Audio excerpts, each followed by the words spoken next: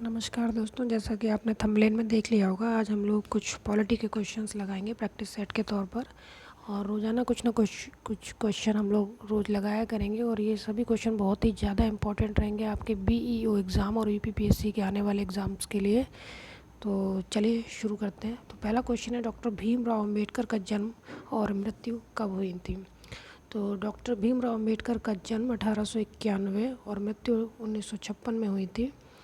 भारतीय संविधान में इनका बहुत ज़्यादा महत्वपूर्ण योगदान रहा था। जो ड्राफ्टिंग कमेटी थी उसके अध्यक्ष रहे थे। जन्म इनका 14 अप्रैल 1891 को महू मध्य प्रदेश में हुआ था और जो मृत्यु थी वो 6 दिसंबर 1956 को हुई थी।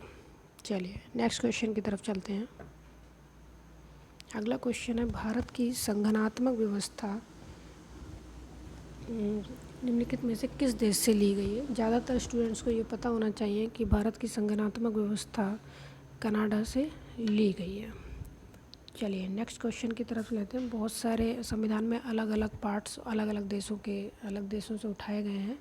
तो संगठनात्मक व्यवस्था कनाडा से ली गई है, संसदनात्मक व्यवस्था ब्रिटेन से ली गई है, नीति निर्देशक तत्व आयरलैंड से लिए गए। इस तरीके से काफ़ी सारी चीज़ें अलग अलग देशों से ली गई हैं। चलिए आगे चलते हैं। अगला क्वेश्चन है, राष्ट्रपति को अध्यादेश जारी करने की शक्ति किस अधिनियम के तहत प्राप्त हुई है? तो इसका सही उत्तर हो जाएगा भारत सरकार अधिनियम 1935 के तहत ये शक्ति प्रदान की गई है। और इसमें एक इम्पॉर्टेंट आर्टिकल आता है 123, यानी कि 123 आर्टिकल के तहत अध्यादेश जारी किया जा सकता है। चलिए नेक्स्ट क्वेश्चन की तरफ चलते हैं। अगला क्वेश्चन है, 1935 के अधिनियम द्वारा स्थापित संघ में अवशिष्ट शक्तियाँ किसको दी गई थी? तो इसका उत्तर हो जाएगा गवर्नर जनरल को। 1935 अधिनियम के तहत अवशिष्ट शक्तियाँ गवर्नर जनरल को दी गई थी। अगला क्वेश्चन है, निम्न में से किस अधिनियम के फलस्वरूप बर्मा को भारत से पृथक कर दिया गया था? तो इसका सही उत्तर हो जाएगा गवर्नमेंट ऑफ इंडिया एक्ट 1935 के तहत बर्मा को अलग कर दिया गया था 1937 में। चलिए नेक्स्ट क्वेश्चन की तरफ चलते हैं। अगला क्वेश्चन है, द्विसदनीय विधायिका किस अधिनियम के तहत बनाई गई थी? इसका सही उत्तर हो जाएगा 1919 भारत सरकार अधिनियम द्वारा। चलिए अगला क्वेश्चन देखते हैं। अगला क्वेश्चन है मिलान वाला और इसमें सही जोड़े मिलाने हैं। तो चलिए,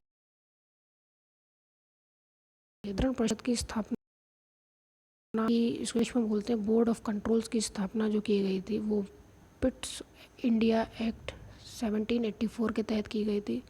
सर्वोच्च न्यायालय की स्थापना विनियमन अधिनियम 1773 के तहत की गई थी। ईसाई मिशनरियों को भारत में कार्य करने की अनुमति चार्टर अधिनियम 1813 के तहत दी गई थी और इसी अधिनियम के तहत 1 लाख रुपए पहली बार एजुकेशन के लिए दिए गए थे। गवर्नर जनरल की परिषद में कानूनी सदस्य की नियुक्ति चार्टर अधिनियम 1833 के तहत दी गई थी। तो ये इसका सही मिलान होगा। चलिए आगे चलते हैं। अगला क्वेश्चन है, निम्नलिखित में से किस अधिनियम के अंतर्गत भारतीय परिषद अधिनियम को बजट पर चर्चा करने की शक्ति दी गई है? तो बजट पर चर्चा करने की शक्ति जो है दी गई है भारत परिषद अधिनियम 1892 के तहत। चलिए अगला क्वेश्चन है, भारत शासन व्यवस्था में प्रतिनिधि एवं लोकप्रिय घटक को सम्मिलित करने का प्रथम प्रयास किस अधिनियम के तहत किया गया था? तो इसका सही उत्तर हो जाएगा भारत परिषद अधिनियम 1861 के तहत किया गया था पहली बार प्रयास। अगला प्रश्न है, निम्नलिखित में से किस अधिनियम के द्वारा कलकत्ता में सर्वोच्च न्यायालय की स्थापना की गई थी? सर्वोच्च न्यायालय की स्थापना रेगुलेटिंग एक्ट 1773 के तहत कलकत्ता में 1774 में की गई थी। चलिए आगे चलते हैं। तो ये तो थे 10 आज के महत्वपूर्ण पॉलिटी के क्वेश्चन। अगर इसकी पीडीएफ चाहिए तो इसके पीडीएफ का लिंक डिस्क्रिप्शन करा देंगे। और अगर वीडियो अच्छा लगा हो तो लाइक एंड सब्सक्राइब जरूर करें। Thank you for watching.